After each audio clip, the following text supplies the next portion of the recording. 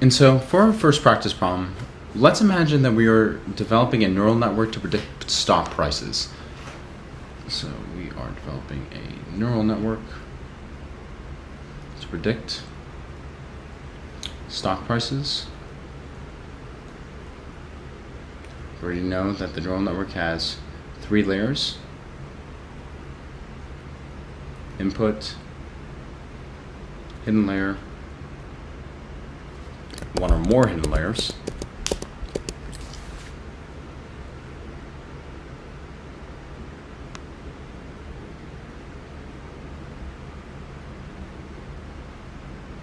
And finally, our output. We already know the training process happens via activation functions in the hidden layers.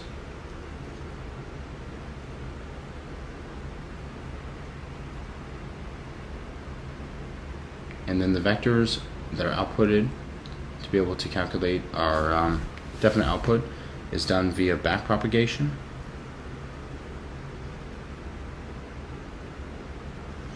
Where typically we use gradient descent.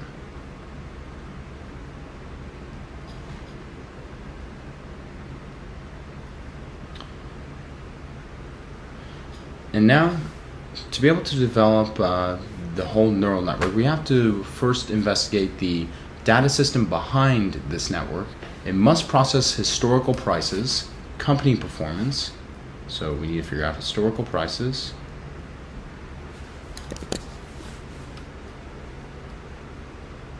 Company performance.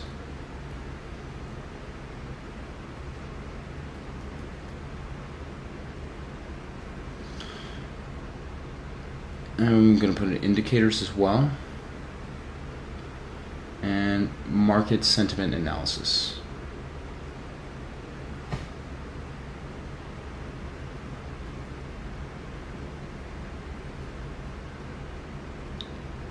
To predict future stock prices.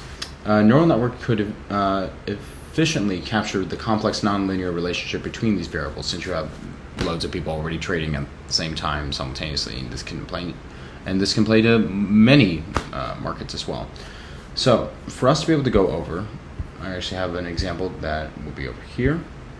So to be able to analyze and go through each of the processes. This is a neural network that was already done in Python. It's pretty simple since it's already calling upon numerous libraries that are already well established in TensorFlow and scikit-learn as well, and importing different libraries at the same time. So to go over the steps or what we're required to do is that the first thing we need to do is data processing or pre-processing.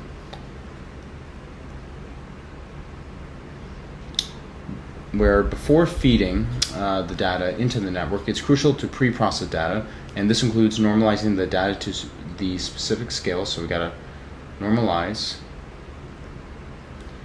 the data to a specific scale.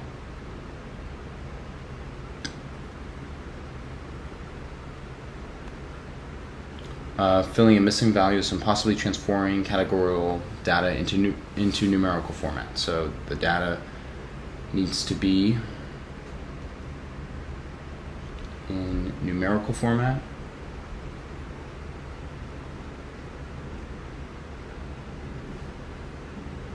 For stock prices, in this case, in stock price prediction, this might mean scaling the price data so that all values are between 0 and 1. So values are between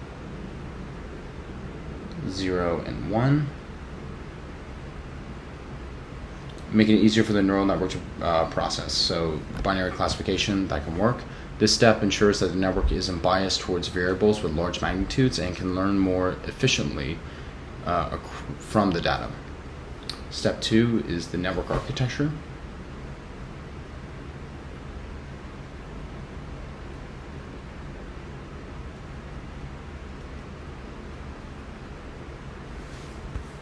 Design.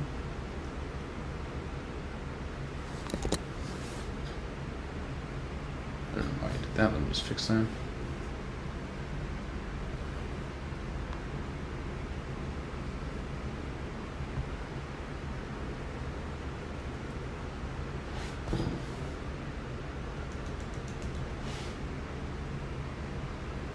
I don't know why.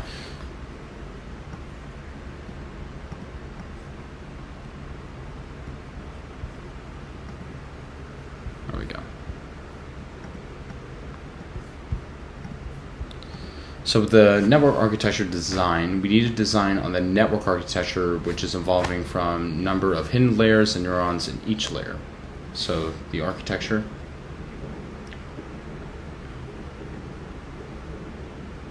is defined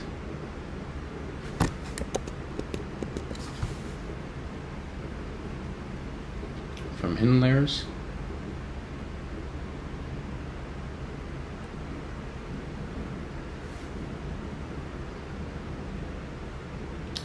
maybe choosing the number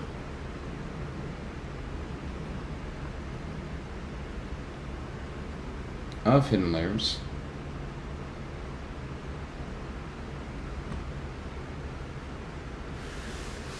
and neurons in each layer.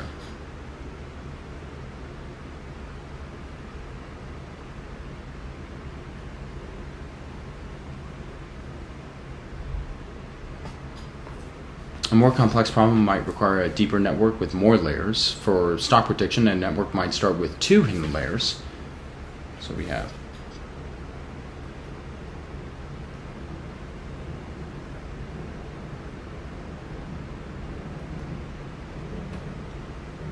for stock prices in this example.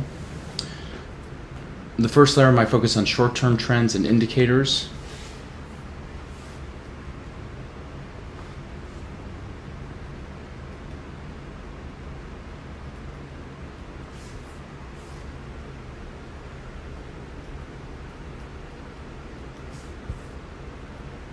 While the second layer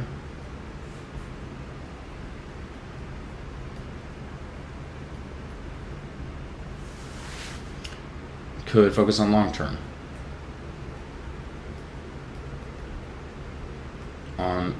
trends.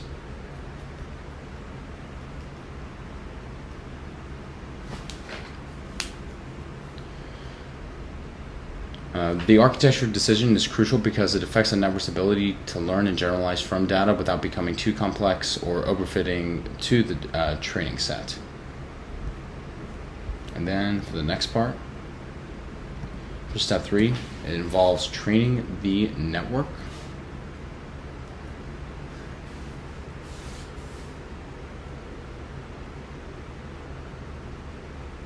Let me just fix this.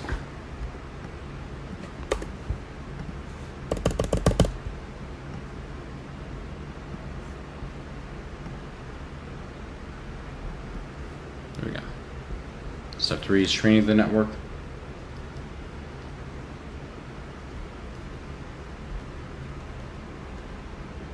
Whenever we train the network, with the architecture set, the training involves feeding the pre-processed data into the network and adjusting the weights and biases using backpropagation and gradient descent. So when training, our output, we will pre-process the data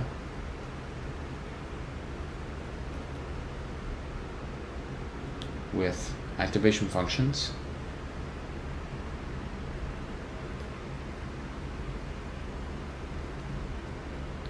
backpropagation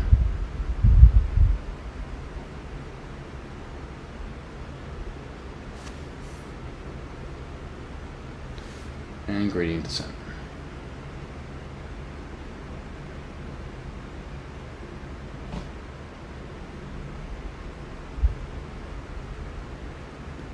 When we have done so, what we would be doing is that for stock price prediction, the network would learn to weigh various factors like historical prices and company performance to minimize the difference between its predictions and the actual stock prices. This step is iterative and may require multiple passes through the data, called epochs.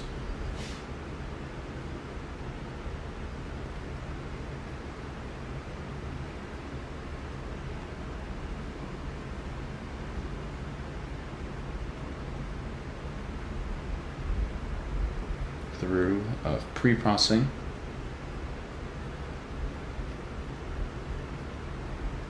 called epochs.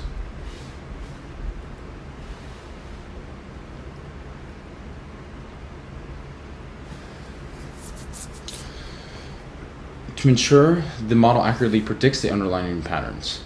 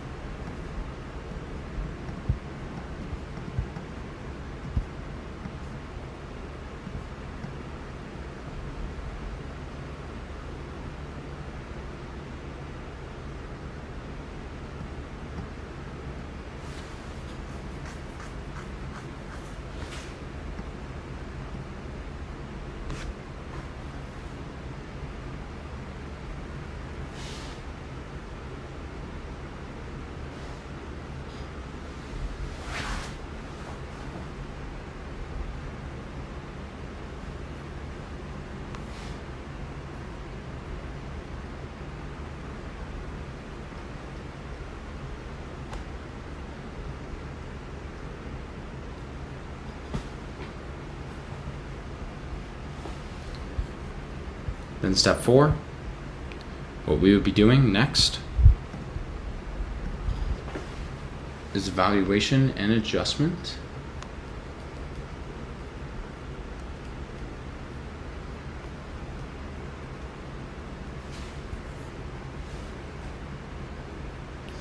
After training, the model's performance is evaluated using a separate validation set.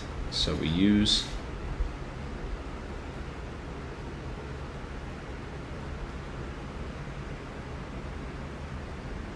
validation set to predict stock price patterns.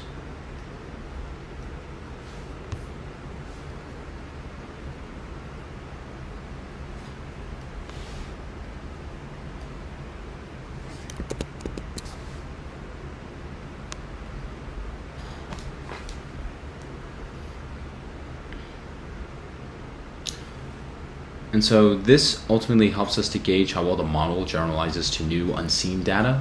For a stock prediction model, this could mean testing its predictions against recent stock prices not included in the training set. Based on the evaluation, adjustments might be made to the model's architecture or training process to improve accuracy. And finally, the magic happens when we start deploying this bad boy. Deploy, deploy, deploy. Go, go, go. Deploy, deploy, deploy. This is where the magic happens and where loads of investors really want. They don't care about the steps, they only care about deploying. Anyway, small joke. So anyway, once the model is trained and validated, it can be deployed in real-time training applications. So, real-time magic.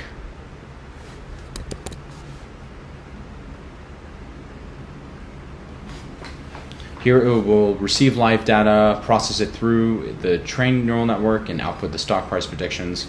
With continuous monitoring overall is necessary to ensure the model remains accurate over time, and retraining may be required as new data becomes available or market conditions change. So, update with data. And so let me just clean this up for you folks. And then also go further in depth here.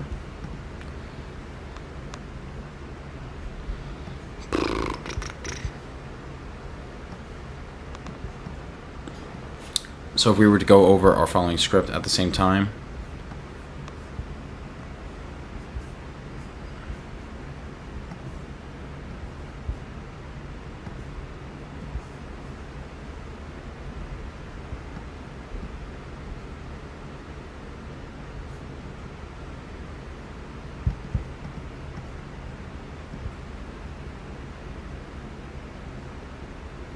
so we already know, so let's go over our steps. So with our following script that we already have, and let me just move this over here.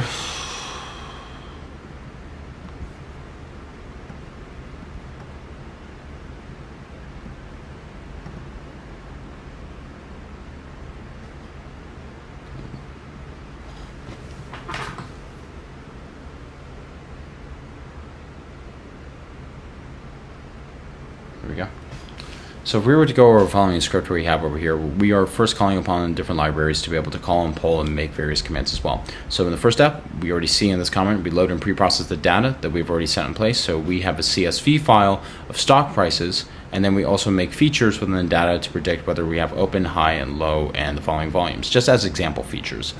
And then we always have a close aspect within the data that we have inside of our CSV file to predict following stock prices.